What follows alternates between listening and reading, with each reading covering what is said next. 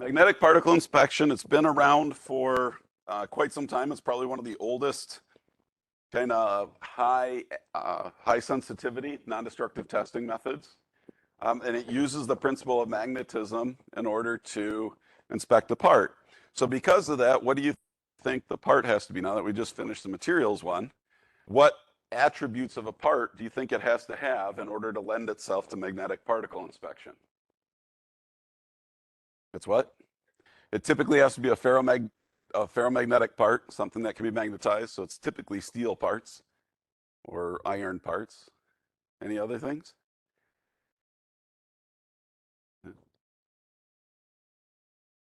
This is a big electromagnet right here. These are electric pads. So what else does that material probably have to be? Electrically conductive. Okay. Well, ferromagnetic parts typically are electrically conductive anyway. Steel is conductive, so we're good there. The other part, yep, I heard small enough size. If you're going to use a bench like what we have here, it's got to be able to fit in this bench. Now, they do make portable versions of this. We'll look at portable versions that you can take out in the field as well.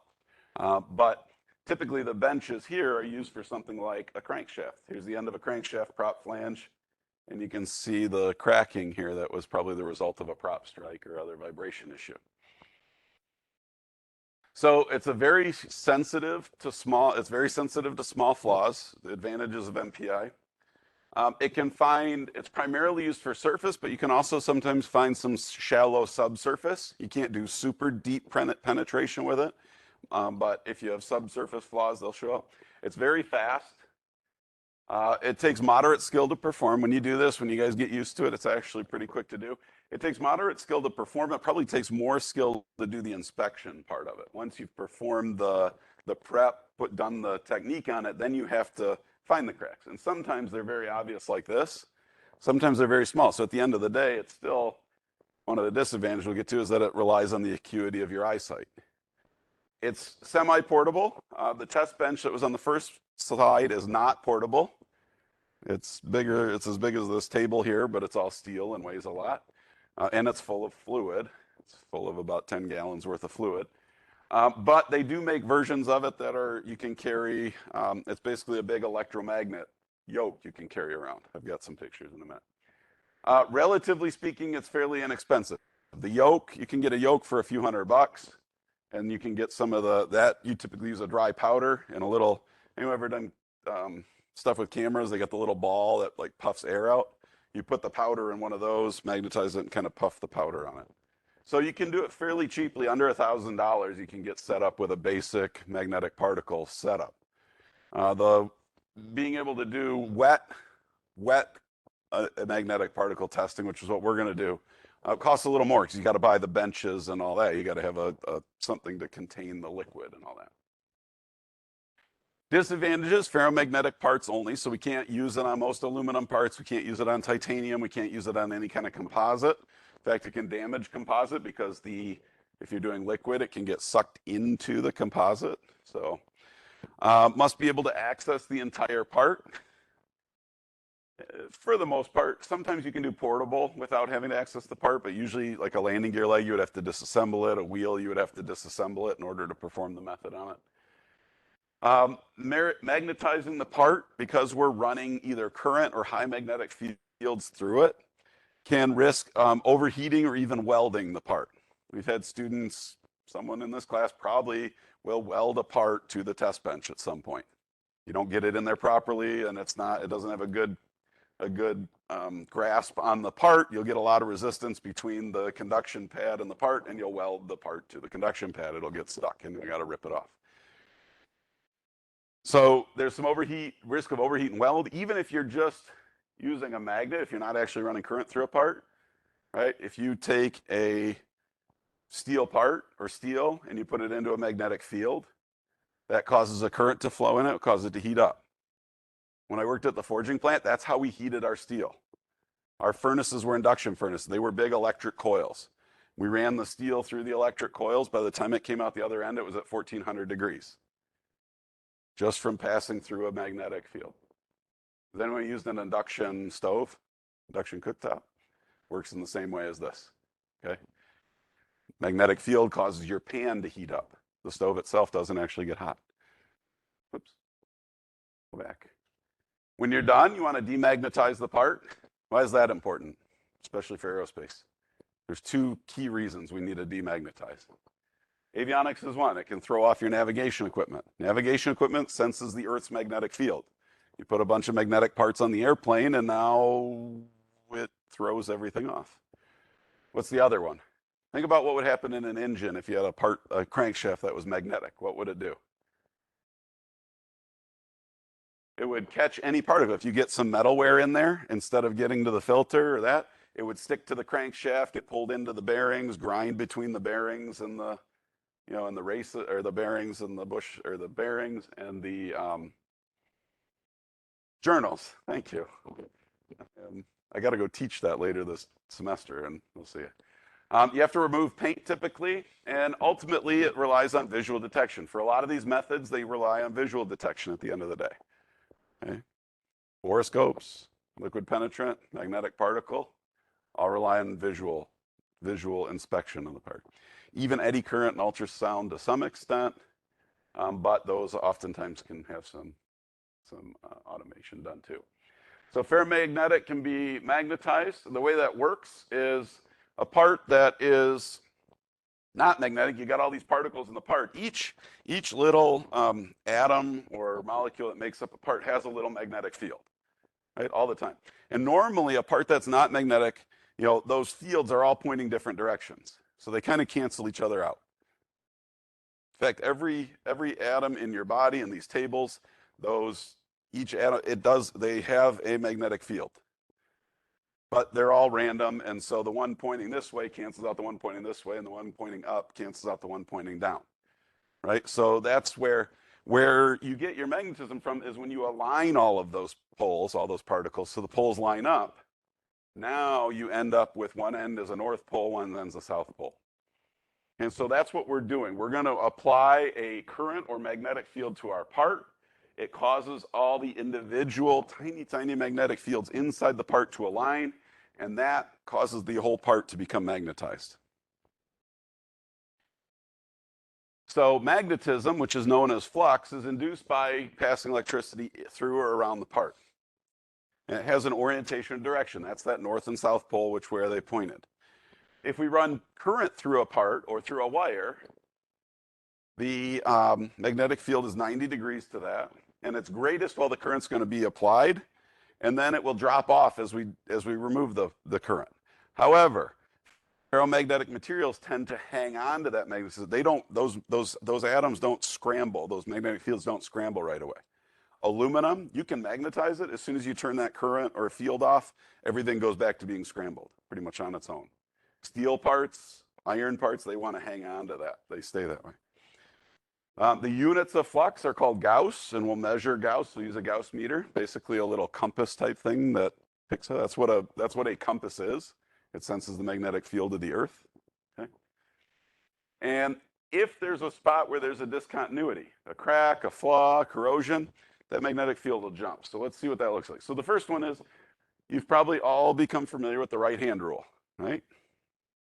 Currents running from the finger, and remember, they're doing positive to negative, right? Point your thumb, positive, negative. That's going to create a magnetic field around this wire.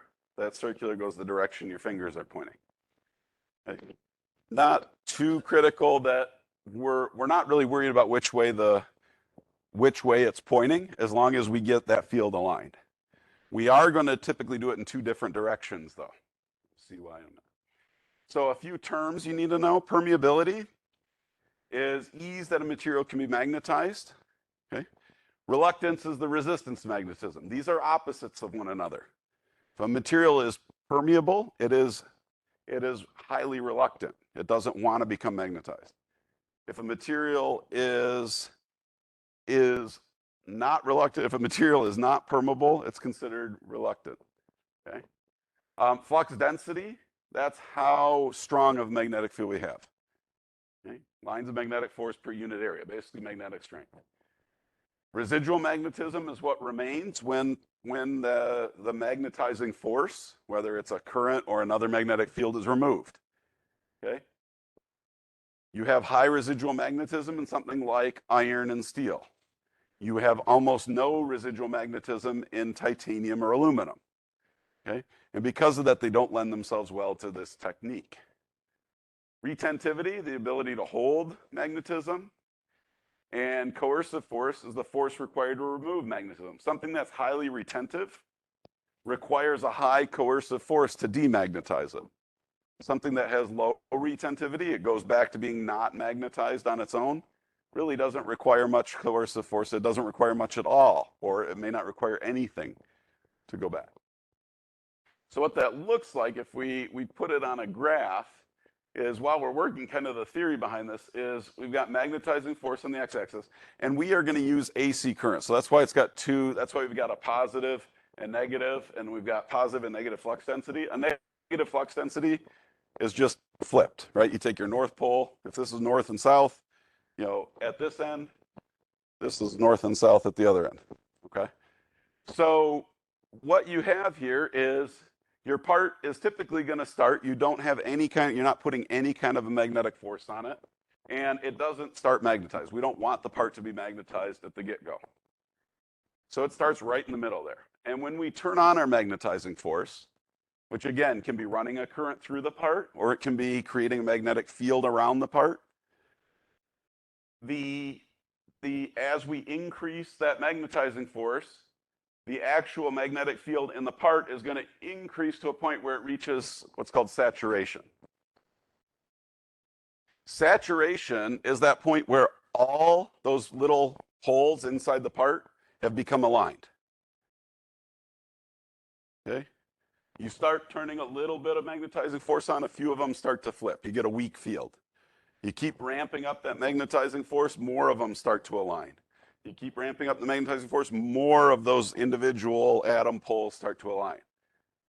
But there's a point where all of them, or nearly all of them in the part, have become aligned. And that is saturation point. We can keep adding more and more and more. What they don't show here is if we kept adding more and more magnetic force, all this would do is keep going straight to the right. Because there's no more poles to align. There's no more things. So the field is as strong as it's going to get. What would happen if you overdo the magnetizing force? What's the risk of that? Remember, it's a current or magnetic field we're running around through or around a magnetic part, a metal part. It would overheat. It could melt, it could weld, you could heat treat it. You could actually change the tempering of the part or the heat treat of the part because it gets hot and then cools, and you don't do a controlled heating and cooling, right? So once we hit saturation, we don't want to go beyond that. We don't want to run more current through a part than we have to. A big crankshaft is going to take more magnetizing force to fully saturate than a little engine valve, right? A big crankshaft typically takes somewhere around 2,000 amps, even upwards of 3,000 amps if you have a bench that can do it. Our bench maxes out about 2,000 amps. If you run 2,000 amps through an engine valve, it may even turn into a little like fuse and burn in the, melt in the middle. Right? You're not going to run 2,000 amps through a valve. You never want to run 2,000 amps through a sodium-filled valve, by the way. It's a bad news. So you got to know your valve's not sodium-filled. Okay? When we turn off the magnetizing force, so we've shut it off, it goes back, you can see the level of magnetism drops a little bit, but it's going to retain a certain amount. That's the retentivity point. So something like steel and iron, this is going to stay up here fairly high. Something like aluminum, it's going to drop back to zero as soon as you turn that off. Okay, that's that retentivity. If we want to demagnetize it or get rid of it, we actually have to apply an opposite magnetic force. An opposite magnetizing force to pull that back down to zero. And that's the coercive force. That's what it takes. That's the coercivity it takes to bring it back down to zero. And because we're using an AC bench, this is flopping, anyone know how many times a second? How many times does power in the United States flip-flop a second? 60, it's a 60 cycle. So 60 times a second, it's going to flip back and forth. So then it's going to pull it back to the opposite direction. and then it takes a certain amount, then for a fraction of a second, the force shuts off. It retains, it retains magnetism. As it flips, it's got to pull it back. This is another coercive point right here. It's the opposite coercive point. That's the opposite retentive point. And that's where I was saying, for us, we don't care which way that field is, ultimately. When we shut our bench off, we don't care if it's at the positive or the negative retentive point. All we want to make sure is that our part is magnetized. Flipping 60 cycles a second, it's nearly impossible you press a button, it turns on either the current or the magnetic field. When you release that button, you're at this coercive point for basically 1/120th of a second at any point. The chances of you releasing the button exactly at the coercive point are pretty much slim to none. So it's always going to have some magnetic field, but we always check our part to make sure that there's residual magnetism, that it's retained, there's some retained magnetism in the part. This is just kind of a chart showing those different properties and how they relate to each other. So soft iron, it's very easy to magnetize, it's permeable, okay? It's not hard to, reluctance means it doesn't want to magnetize, so it's got low reluctance because it magnetizes easily. It creates a strong magnetic field with a high flux density. However, when you turn it off, it actually starts to lose that magnetism fairly quickly. Parts that are easy to magnetize are also easy to demagnetize. And so it's got low retentivity, low residual magnetism, and it doesn't take much coercive force to get it to go away. If you have a hard steel, it takes a lot more to get it to that saturation point and magnetize. But once you have it magnetized, it wants to stay that way. So it's hard to get it to magnetize, it's hard to get it to demagnetize. It's not going to be as strong of a magnetic field, but that magnetic field is going to stick around after you shut off the magnetic force, the force producing it. So how do we use this? What do we do? So simplest form, we can take a magnet and a steel part, and when we put the magnet on the part, that flux, normally it's kind of jumping through the air, but when we touch a magnet or a current to a part, that magnetic field is going to stay in the part. It's going to travel through. So here's our magnetic flux being produced by the magnet, staying in the part, going from the north to the south pole. However, if we look at that part, if we have a crack or a discontinuity, just like a magnet, that horseshoe magnet, when it's out in open air, there's still magnetism jumping from pole to pole. You can detect that magnetism, right? You don't actually have to touch it to metal to make it stick. You start to bring it, I start to bring a magnet near and it wants to pull out of my hand, right? So that magnetic flux is jumping out the surface of the magnet. Well, when you have a break in a part or a very small crack, it also will jump across that crack. Now you have magnetic field and flux leaving the surface of the part. And if we apply magnetic particles in that area, they are going to be attracted to that magnetic field. Okay? Typically our parts, our magnetic particles, are little iron particles that are either dyed visible colors or they have a fluorescent dye on them. And so when they get attracted to that spot where the field is jumping out of the surface of the part, they are going to attract those little magnetic particles. And you'll be able to see that collection where those particles have built up. And it tells you that there's some kind of a flaw, a discontinuity, or a surface feature there. Remember, this could be because of the rough surface. You can think a rough surface, every little bump in there, you're going to have little jumps of magnetic field, right? So that would create a non-relevant indication on the surface. It would create a certain amount. But if you had a crack where it holds even more particles, you might have, you might see particles across the whole surface, and then you'll see a distinct line of particles, like we saw in that crankshaft at the very beginning. And so now you can see where that crack is. The next few slides, I'm going to go pretty quick. We're talking about the process. The reason I'm going to go through it fast here is that on Tuesday, we'll go to the lab, and I'm actually going to do the process as I explain it. So I have these slides in here, so if you want to be able to review it, but I'm not going to go into detail on each one. So I'm going to kind of go through the summary, and then there are detailed slides, but I'm not going to spend a ton of time on them because I'll demonstrate that next week. So with our MPI process, the first thing we need to do is clean the part. Then we magnetize it. We apply particles to it. Those particles will hopefully stick to anywhere that field is. They will stick to anywhere that field is jumping out of the surface of the part.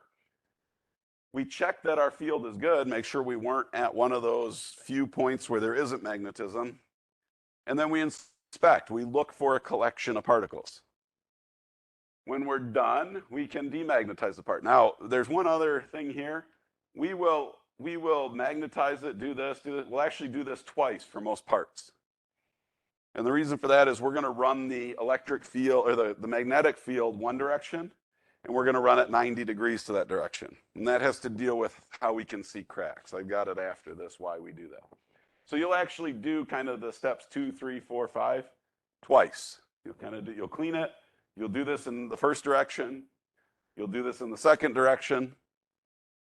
Then you'll demagnetize the part. Right? Again, we don't want to put a magnetic part back into an engine or back onto an airplane. We check it to make sure that it's gone away. We clean it because this has, we don't want to leave a bunch of magnetic particles and carrier solution and other stuff on the part. And then we can report our results, reinstall the part, whatever we're going to do with it. So cleaning it, just to make sure we don't want oil and grease on it because the particles will also stick to oil and grease. We don't want them to stick in those areas. Paint tends to be problematic. Usually this is done on bare metal parts. And so we usually use things like solvents or detergents. Okay? We don't typically want to use any kind of blasting medium. Okay? And that applies to most areas of NDT. And the reason for that is if you have a very small crack, and you blast it with shot, what can it do to that crack? What does shot do to the surface of a material? It's abrasive. It can actually smush the metal back together. Okay? It can cause that crack to close back up. And now you've got a subsurface flaw that you may not be able to detect. And those are critical. So most of the time when you're doing this, you're cleaning it with things like detergents, solvents, paint strippers. You don't want to use mechanical. You want to use more of a chemical means of cleaning it. Before you inspect it, you also want to make sure you don't leave a bunch of that detergent on there. We don't want a bunch of, if we're using alcohol that can dissolve the carrier solution, or when we get into liquid penetrant, we'll dissolve the dye. You don't want to leave a bunch of that there. That'll screw up. That can cause your process error. So when we magnetize the part, the direction is important to detect cracks in all orientations. So we use what's called circular and longitudinal flow. Okay? The part manufacturer will specify this, or the aircraft manufacturer, that kind of thing. The actual current is established by trial. They'll give you a current to shoot for.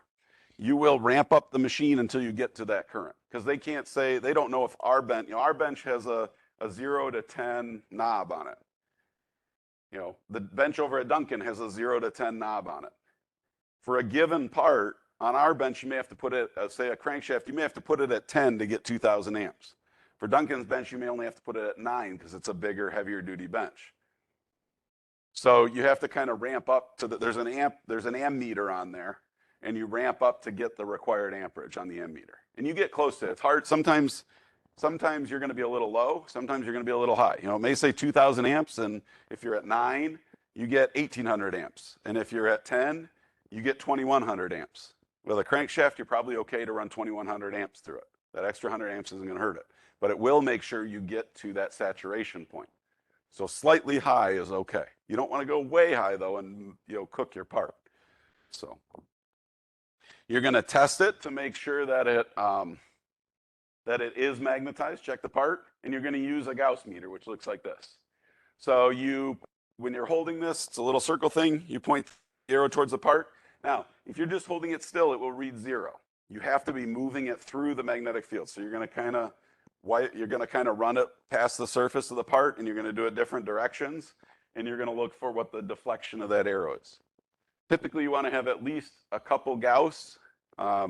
When you run current end to end, it does little circular fields. You're going to get a low Gauss reading.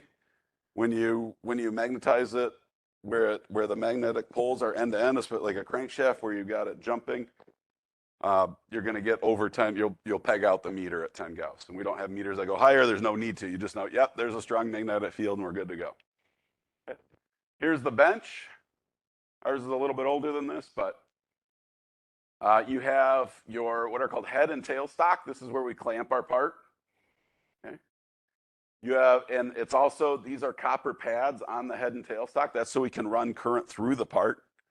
And that's what I was talking about. If that's not clamped tight enough, you'll get resistance between this copper pad and the part, and you'll weld the end of the part to the pad because the high resistance causes high heat. You have a coil, and this coil, these can all move. They ride on rails down here. So this coil can be moved. The coil creates it was a big electromagnet. You run current through it, it creates an electric field. So when we run the coil, we get an electric field that runs left to right. Sorry, a magnetic field that runs left to right. Remember, 90 degrees to the coil. So 90 degrees to the coil is going to run a left to right current. When we run current through the part, now our thumb is going between the two pads. That's going to create a circular magnetic field around the part. Okay. There's an inspection light. Ours, because we're going to be using fluorescent particles, we use a black light in order to make it glow. And this is a fluid tank down below, and there's a little hose we use to apply it. And then our control panel, here's the knob to set the level. There's a button to actually run current through it. There's a selector switch to decide if we're going to use these pads or if we're going to use the ring. And this one, they have the gauge up here is our amp gauge. Our ammeter gauge is down here on the front of the machine.